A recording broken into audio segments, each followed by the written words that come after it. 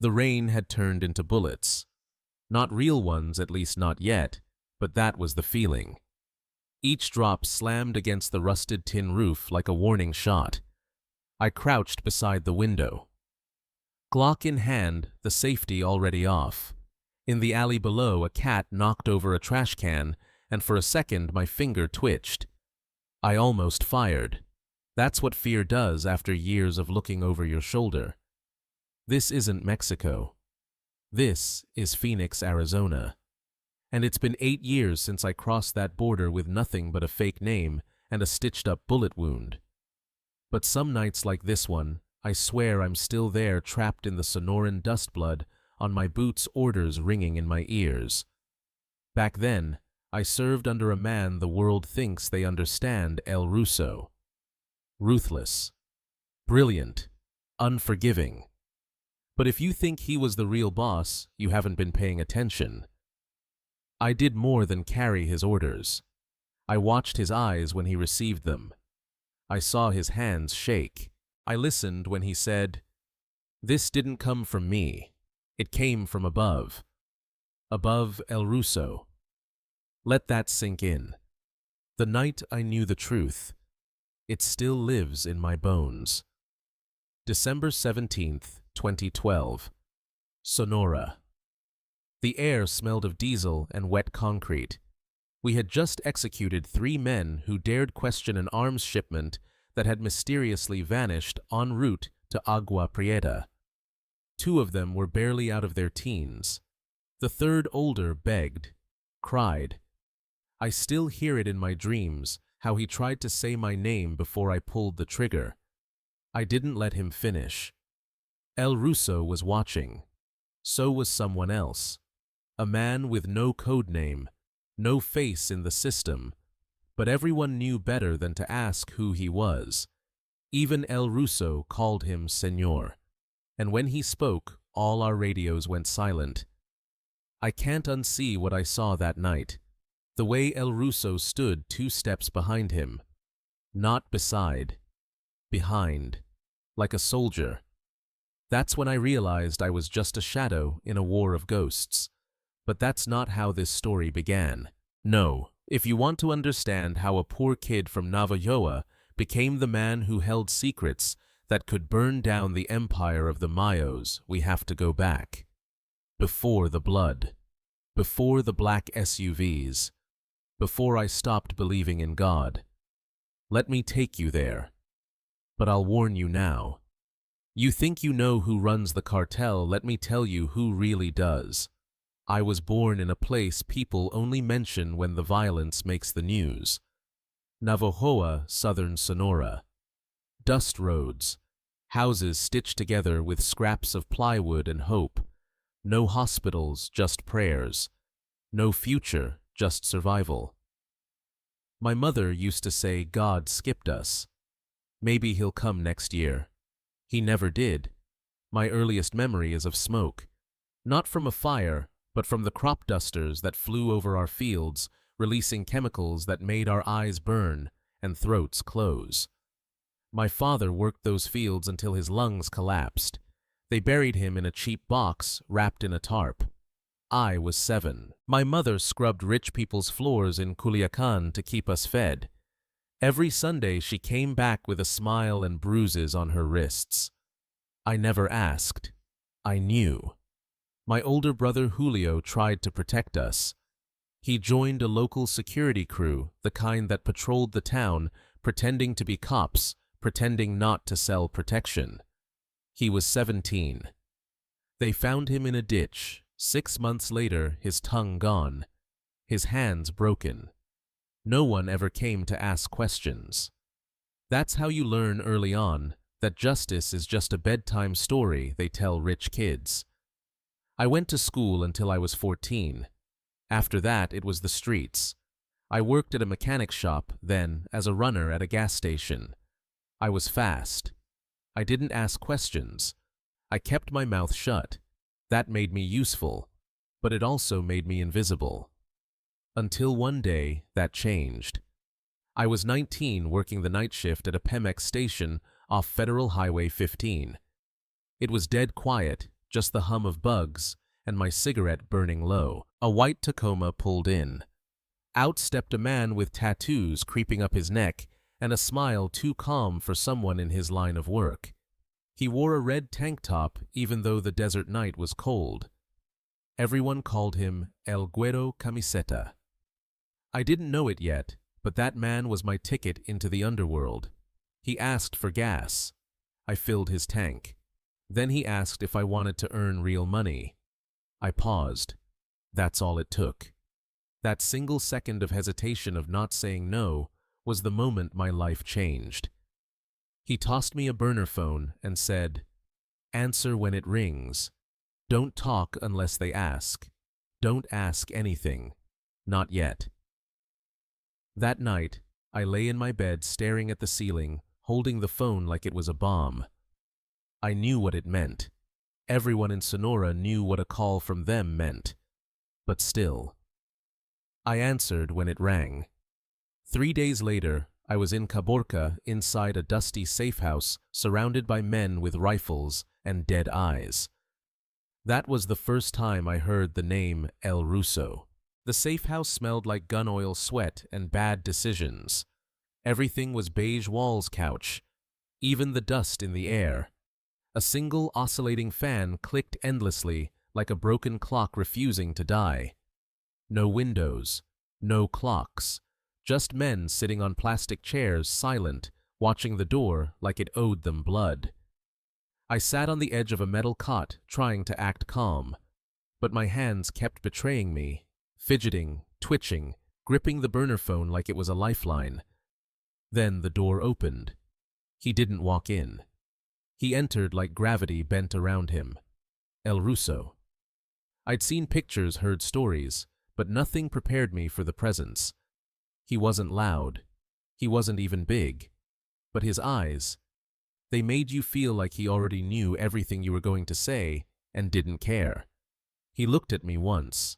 No words, just a scan like a butcher eyeing a slab of meat.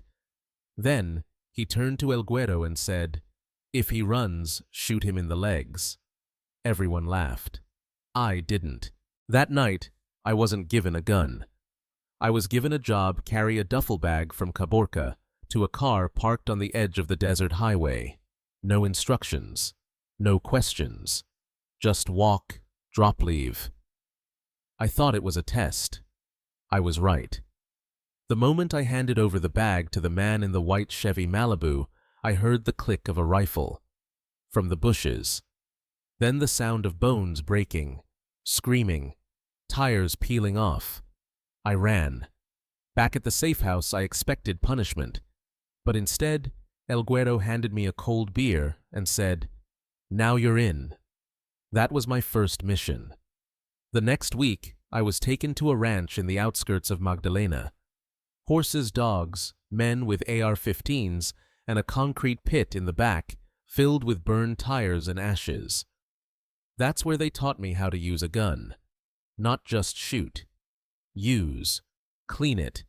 Load it blindfolded. Dismantle it under pressure. Shoot moving targets. Shoot kneeling. Shoot without thinking. The first time I fired a live round, I flinched. The second time, I didn't. The third time, I felt power. And that's all it takes. One taste. One jolt of power running through your arms as a man twice your size backs away. That's when I stopped thinking like a mechanic and started thinking like them. A week later, El Ruso showed up again. He pointed at me and said, "You, drive." No explanation. Just me behind the wheel of a black Suburban, windows tinted with him and two others in the back. We drove in silence to a compound north of Santa Ana.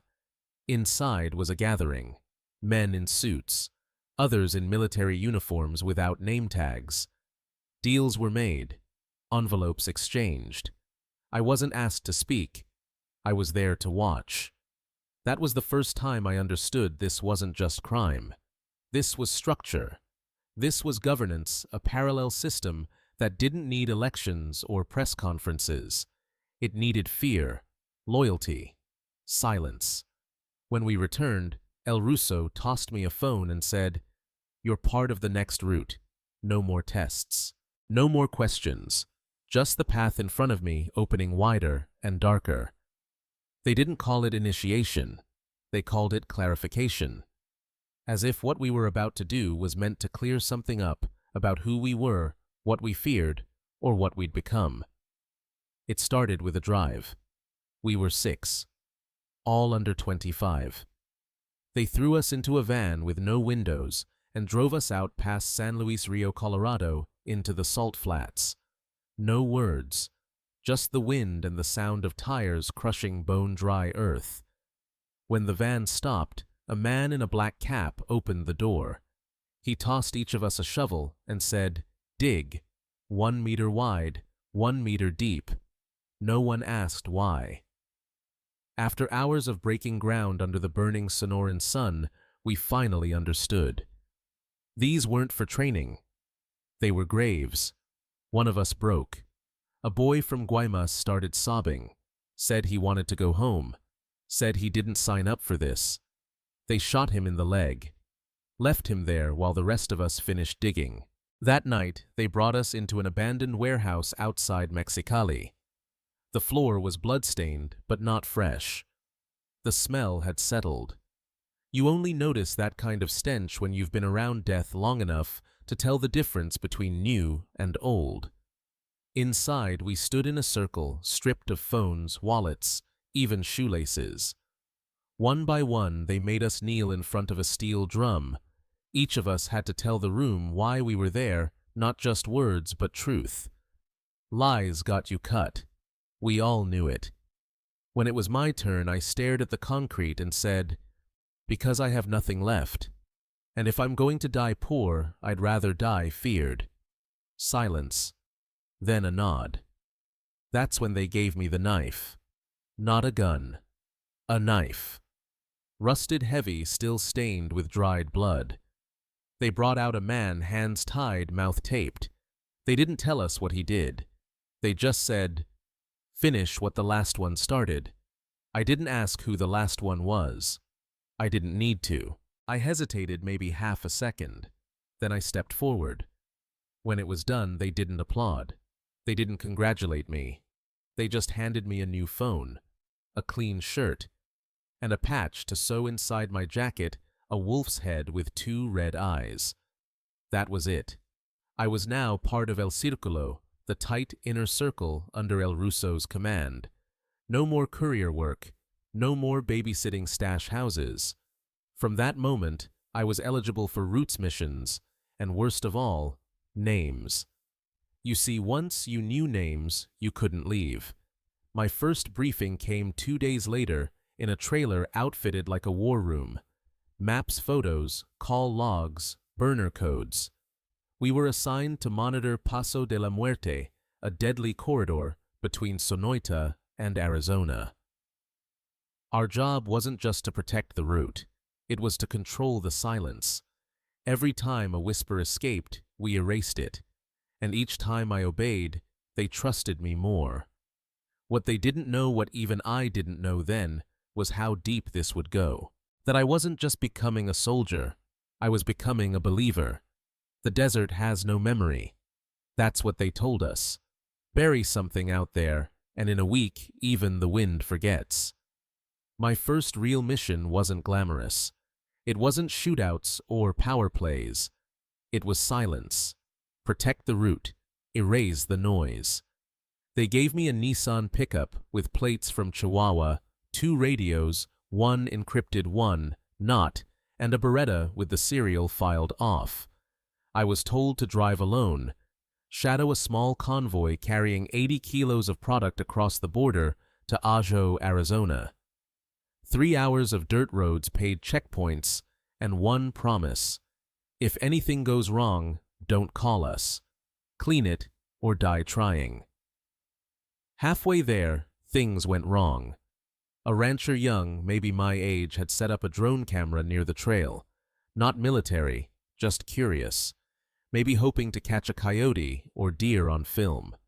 He saw too much. I caught him before he could call anyone. He begged, swore he wasn't a snitch, just a photographer, had a Canon lens still hanging around his neck. His phone was locked. But that didn't matter. I had already decided. I shot him once. Then again. It wasn't rage. It wasn't panic. It was instruction. Afterward, I stood there staring at his blood soaking into the sand, mixing with his shadow. That's when it hit me. There was no applause, no reward, just a silence so thick it buzzed inside my skull. I buried the phone, crushed the camera, burned his truck, and for the first time I realized what they meant by control the silence. The next morning, I reported in. El Güero didn't ask for details, just nodded and said, "Good. Now you're ready for names." Over the next months, my assignments escalated. One time, I was ordered to retrieve a shipment that had gone missing near San Luis. Turned out, the crew had double-crossed us, tried to resell the product to a rival cell. I found them hiding in a mechanic's garage, drunk and laughing. We didn't shoot them. That would have been too easy. We zip-tied them to the back of a truck and dragged them until the skin peeled away. Then, we left their bodies strung from a bridge with a sign, "El silencio tiene dueño." Silence has an owner. At some point you stop shaking. You stop sweating. You stop thinking. You tell yourself stories. He would have talked. They betrayed us. I'm protecting the root. But deep down you know. You're becoming a tool sharpened by pain, wielded by shadows. Still, the rewards kept coming. A blacked-out truck. Rolex I never wore. Girls, guns, wads of cash I didn't even count. I was too focused on earning trust. That was the real currency. And I was climbing fast. But I also knew, maybe from the beginning, that this ladder had no top. Just more names, more silence, and a grave waiting somewhere in the desert with no memory. There's a moment somewhere between your 5th and 50th body when fear stops being something you feel and becomes something you cause. That's when they start calling you Señor. I was 24 when I got the call. It came straight from El Ruso's personal radio. No middlemen, just coordinates and a time. I arrived in a convoy of 3 trucks, all tinted, all armored. The compound was hidden behind a papaya farm near Santa Ana. Guards with suppressed rifles, cameras, wired to solar panels, drones overhead. It looked more like a forward military base than a cartel stronghold. El Ruso was waiting inside, standing over a map the size of a pool table. He didn't look up when I entered. He just said, "You'll control Route 21 now. Everything west of Puerto Peñasco is yours. People, product, problems." Then he looked me in the eye and added, "If it fails, it's your head." That was the promotion. No champagne, no ceremony, just ownership of silence in a region where betrayal outlives family. I was assigned 20 men, some loyal, some scared, none of them stupid. We operated out of a series of safe houses disguised as fishing shacks along the Gulf. Each had radios, weapons stash rooms, and concrete floors that drained well. I ran things like a business. Inventory in, money out. Every truck was tagged. Every shipment had a backup plan. Every soldier knew the rules: never ask about the client, never question an order, and never speak unless it was encrypted. The consequences were written in blood. We once had a courier who let his girlfriend take a selfie inside the stash house. Just one photo, just one post. He disappeared the next day. So did she. Her Instagram was wiped. Their apartment burned. I didn't even have to give the order. That's how deep the fear ran. The profits were obscene. I was clearing $150,000 a week, and that was just from the trafficking routes, not counting extortion, fuel theft, or service taxes we imposed on anyone operating within our corridor. I lived in a beachfront villa behind bulletproof glass, but I hardly slept. I kept 3 phones by the bed, a shotgun in the wall, and eyes in every town between Sonoita and the border. People started calling me El Sobrino, the nephew. Not because I was family, but because I was protected. Rumors said I was related to someone high up in the council. I wasn't. But I never corrected them. Fear is better when it's vague. The deeper I got, the more I noticed something. Even El Ruso had people he feared. Orders would come from nowhere. Routes changed. Operations cancelled. Payments rerouted through shell companies linked to people I'd never met, businessmen, mayors, even a bishop once. When I asked El Ruso why we were moving $2 million in crypto through a dummy NGO in Guadalajara, he simply said, "Because the owner of that NGO is more dangerous than me." That was the first time I saw him defer. It wasn't submission. It was survival. That's when it clicked. I wasn't just part of a cartel. I was part of a machine. And the higher I climbed, the more I realized we weren't at the top. We were on a leash. On the outside, we looked untouchable. Black trucks, designer weapons, Rolexes bought with blood. Girls called us phantasmas, ghosts. We moved like shadows, part myth, part muscle. Every town we entered bent before us. Cops lowered their eyes. Politicians called us investors, and club owners handed over the keys without asking what we were celebrating. But on the inside, we were wolves circling each other in the dark. The organization called itself La Fraternidad, a brotherhood, a family. But families don't install listening devices in your living room. They don't assign your closest friend to monitor your movements for irregularities. I lived in constant awareness, not fear, just precision. Each morning, I changed phones. Each week, I rotated safe houses. I spoke in codes even when I was alone, just in case. I had 5 different walk-in freezers across 3 states, not one of them for storing meat. Inside, the Fraternidad status wasn't given. It was taken. You built power by surviving the whispers. A soldier once approached me about his cut being short, calm, respectful. 2 days later, he was found inside a barrel near Guaymas Skin, bloated from diesel. That message wasn't from me. It came from above. We had rules, no attachments, no romantic partners who didn't belong to the life, no unapproved family visits, no long phone calls, especially not at night. We called it ghost time. If you broke ghost time, you became a target. I learned that lesson the hard way. One of my lieutenants, Chapo Rigo, had been with me since the early days. Smart, ruthless, loyal, or so I thought. We shared meals, stories, even buried bodies side by side. Then I caught wind of something. A pattern. Rigo always made a private call after shipments were moved. Different numbers, different SIMs. I confronted him gently. He laughed, said he was calling his sister in Hermosillo. I let it go. 3 days later, 2 stash houses were hit. One in Magdalena, one in Puerto Peñasco. Clean jobs like someone had drawn them a map. Rigo disappeared that night. Gone. No phone. No goodbye. Just silence. I never saw him again. But I got the message. Trust is earned daily. Loyalty is rented hourly. Still, there were moments, brief, dangerous moments, when we let ourselves breathe. The parties were legendary.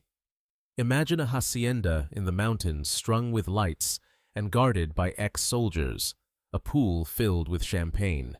Narco corridos played live by bands flown in on private jets, women who never asked your name, laughter that echoed like gunfire. But it was always a mask. One night during a party outside Caborca, a man joked about El Ruso's haircut. The music stopped. By morning, he was missing. We never mentioned his name again. Behind every smile was a calculation. Behind every toast, a hidden blade. We weren't celebrating. We were watching. Always. Because in La Fraternidad, the moment you let your guard down is the moment they decide how to replace you. And they always have someone ready. There's a level above power that doesn't speak in orders or bullets. It speaks in silence. It moves without names. And it never shows up in mugshots. I learned that in a bar in Hermosillo. It was supposed to be a simple night, just drinks with a local accountant who handled crypto laundering for one of our front companies. Nothing fancy, just spreadsheets and tequila, until a man walked in wearing a navy linen suit, no tie, and a watch worth more than the bar. No bodyguards, no entourage. He slid into the booth across from us like he owned the place. And maybe he did. The accountant froze, literally froze like his lungs forgot how to work. The man looked at me and said, "You're the one from Route 21. I didn't respond, not out of fear, out of confusion. He wasn't Cartel. He didn't carry himself like a capo. He was calm, measured, like a surgeon watching a patient bleed out slowly. Then he smiled and said, "You've been efficient." The council noticed. The council. That was the first time I heard it spoken aloud. Not Los Mayos, not El Cartel, not even La Fraternidad. He said, "The council," like something ancient, like something permanent. He slid a black folder across the table. Inside were photographs, satellite shots, bank transfers, emails, internal DEA memos about me, my roots, my men, even photos of me with El Ruso at a private airstrip in Sonora. "These are already archived," he said, "but they'll stay that way, if you stay aligned." That's when it hit me. This wasn't blackmail. This was recruitment. I asked him one question. "Who are you?" He looked genuinely amused. Then he said, "I'm nobody. That's why I'm alive." 2 days later, I was called to a meeting deep in the mountains. It wasn't organized by El Ruso. He was there, but seated off to the side, not at the head of the table. At the center sat 3 men. None of them had names. No aliases. No criminal records. Just suits, satellite phones, and briefcases. One of them spoke in perfect accentless Spanish. "We don't run drugs. We manage interests." They laid it out like a quarterly report, control of politicians in 3 northern states, military cooperation routes with embedded intelligence assets, a media network to spin violence as local disputes, crypto pipelines using shell charities registered in Switzerland. You are not cartel. You are asset. Assets can grow or expire.